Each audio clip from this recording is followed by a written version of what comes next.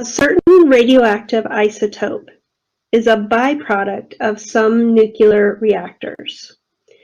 Due to an explosion, a nuclear reactor experiences a massive leak of this radioactive isotope.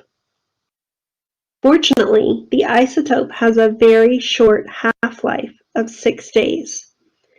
Estimate the percentage of the original amount of the isotope released by the explosion that remains 5 days after the explosion. Okay, so we're going to focus for a moment on this piece of information right here. This radioactive isotope has a half-life of 6 days, which means that it will decay to half of what it started with after 6 days. So this is unrelated to this problem, just wanted to give you an idea how this works. Let's say we started with 100, I don't even have the units here, let's say 100 grams on day 1 or day 0 at the beginning. Then on day 6, you would have 50 grams. Then on day 12, you would have 25 grams. Then on day 18, you'd have 12.5 grams, and so on. So the rate at which this decays is it decays by half every 6 days. So with this piece of information, we're going to be able to find the decay rate. So we're assuming that we have an exponential model, and an exponential model looks like this. A equals A naught e to the kt. And let's make sure we understand what these pieces are in place for, what they stand for. A naught is our initial amount. K is our decay rate. Missed some letters there. T is time. And A will be the ending amount, how much we have of that radioactive isotope after time. Amount after your time period. So that piece of information about having a half-life of 6 days is enough information for us to figure out this value of K. And we need that value of K to be able to solve this problem. So let's think about what we know. We have a half-life of 6 days. So that means we know the value of T. We know the value of T is 6. And then it looks like there's nothing else. And I've told you guys that we're going to be able to figure out K, that's our unknown value, but it looks like we don't know our starting amount, we don't know our ending amount. However, this idea of a half-life, remember here we said we were having each time, having what we have. So that means that even though we don't know the value of the initial amount or ending amount, we do know the relationship between those two. So what we know is that A will be 1/2 of A naught. So even though we don't know actual numbers, we're still going to be able to solve for that value of K. So we're going to write the formula. A equals A naught e to the kt. We're going to start substituting in the values. For A, I'm substituting 1/2 A naught. I'm leaving A naught alone. E, K is my unknown that I'm solving for, and T is 6 for 6 days. we have a half-life of 6 days. I'm going to solve this exponential equation by first isolating the exponential. We isolate the exponential by dividing both sides by a naught. This cancels out a naught on the right as well as the left. And we have 1/2 equals e to the 6k. Now I can solve this exponential equation. We have 3 methods that we typically use. Relating the bases, which is making the bases the same on both sides. We can't use that way in this example. Or we can take the log of both sides, or we can convert it to a log. I prefer to take the log of both sides. So we're going to do natural log on the left and natural log on the right. On the right-hand side, we're going to use the power rule for logarithms. And the power rule allows me to take that power and make it the coefficient on the log. So that gives me 6k natural log of e. Natural log of e is 1, so that's 6k times 1, which is just 6k. And now we can solve for k by dividing by 6 on both sides. We have k equals natural log of 1/2 over 6. So I have a value for k. I can type that in my calculator. However, I don't typically like to use the decimal form of this because rounding can be an issue with these types of problems. So I'm going to type in my calculator just to show you how it's done. Natural log of 1/2 over 6. And we'll write it down, but I'm going to use the exact value. This is negative 0.1155. So I'm going to use this value in my next calculation because I'm worried about rounding issues.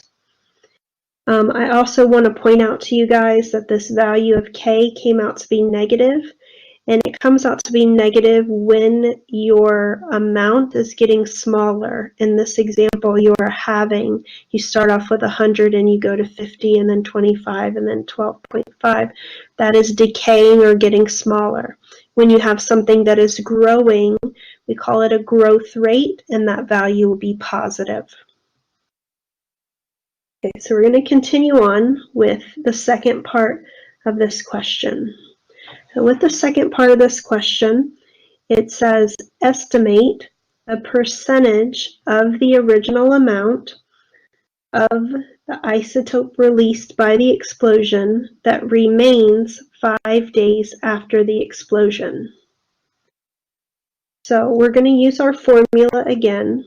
A equals A naught e to the kt. And if you'll remember, we do know k now, and we are given 5 days for our time. And it says estimate the percentage of the original amount. So what's going to happen is we're going to substitute k and t in for these spots. We're going to get a number out of this part, and that will be our percentage of the original amount. This will be the percentage of A naught, the initial or original amount.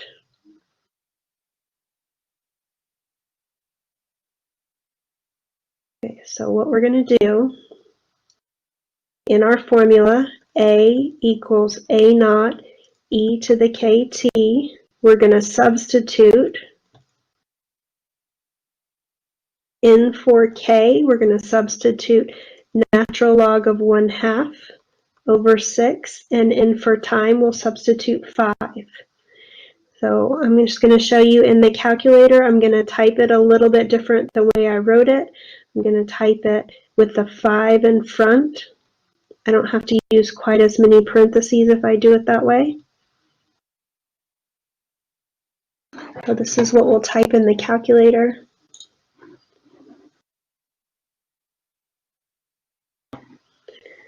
And I'm only typing the portion attached to the E. I don't have a value for A naught. I'm typing E, the 5 times natural log of 1/2, 0.5, divided by 6. And that is 0.56, let's say 1, 0.561.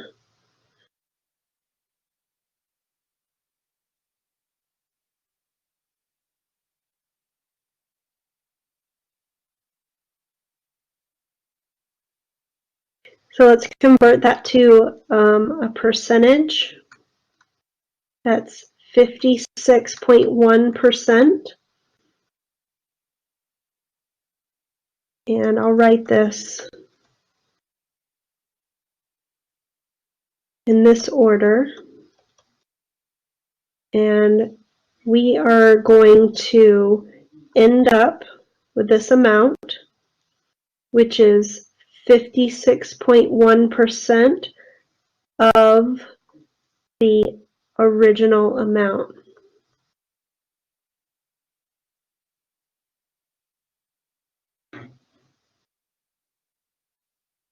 I'm going to zoom out so you can see the whole question at once, all the work.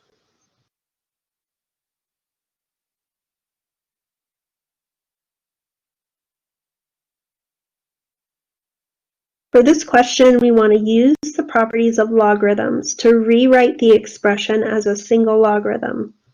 Wherever possible, evaluate logarithmic expressions. The expression that we have is natural log square root x minus 1/3 natural log x plus natural log 4th root of x.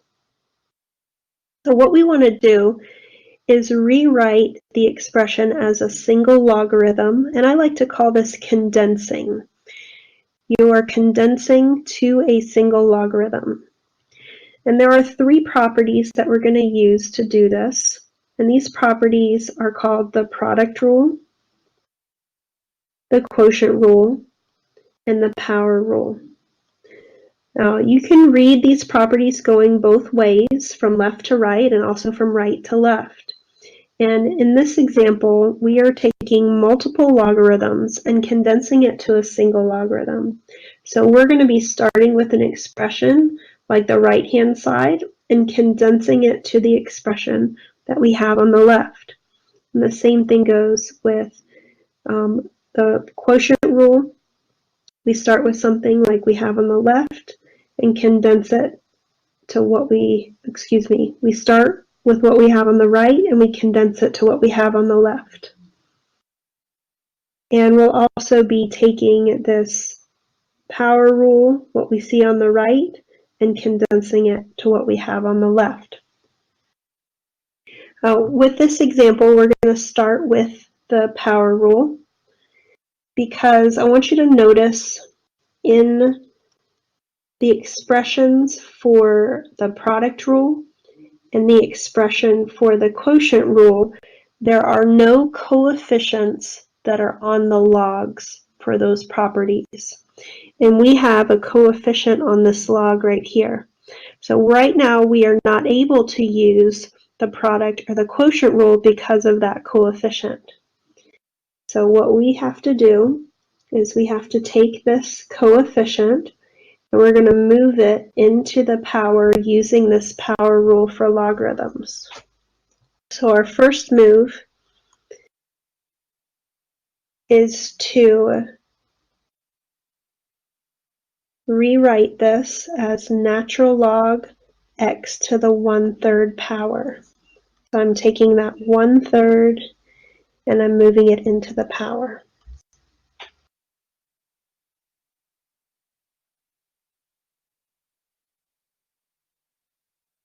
So now I've used the power rule, and none of the logs have coefficients. I also notice that all of these logs are written as ln, that stands for natural log, and that means they all have the same base of e. That's another important feature of these properties, that we can only do them when the bases are the same. So I want you to notice both of these have the same b. You must have the same base in order to use these product and quotient rule for logarithms. All of these are natural log. All of them have base e, so we will be able to condense them to a single log. So we're going to condense them to the natural log. And with the product rule says if you have addition, you're going to multiply. The quotient rule says if you have subtraction, you're going to divide. We have both addition and subtraction, so we're going to do both the product rule and the quotient rule at the same time. So this first log that I see here is positive. So I'm going to take this factor of square root of x, and it goes in the numerator. The second log is negative. You can see the negative sign right here. So using the quotient rule, that x to the 1/3 power should be in the denominator. And this final log here is positive.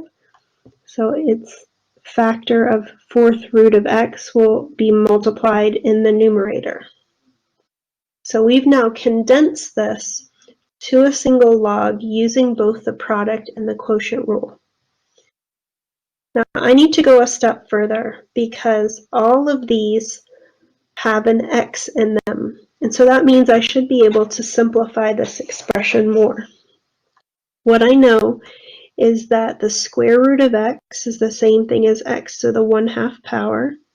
The 4th root of x is the same thing as x to the 1/4 power, and then we have x to the 1/3 power in the denominator. There are some properties of exponents called the product rule and the quotient rule for exponents that tell us the following. So with the product rule for exponents,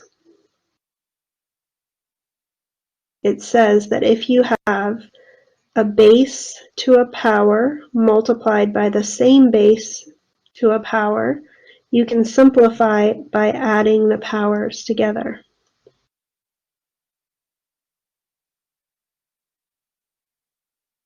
And then the quotient rule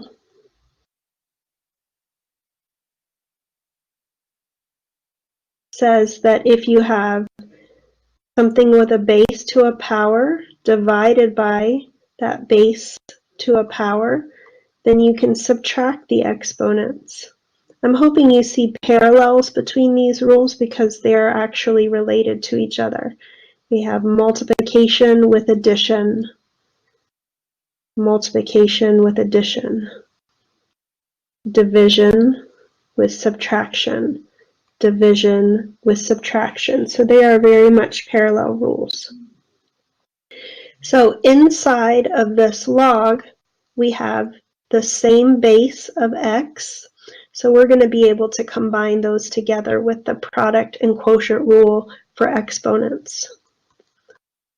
So I'm going to have that same base, and we're going to do 1/2 plus 1/4 minus 1/3. So I add these two together because they're multiplied, and I'm going to subtract this one because it's divided. So on the side here, I'm going to do 1/2 plus 1/4 minus 1/3. There is a common denominator of 12, so I'm going to multiply this one by 6/6, this one by 3/3, and this one by 4/4. That gives me 6/12 plus 3/12 minus 4/12. 6 plus 3 is 9, minus 4 is 5. That's 5/12. So this simplifies to be natural log of x to the 5/12.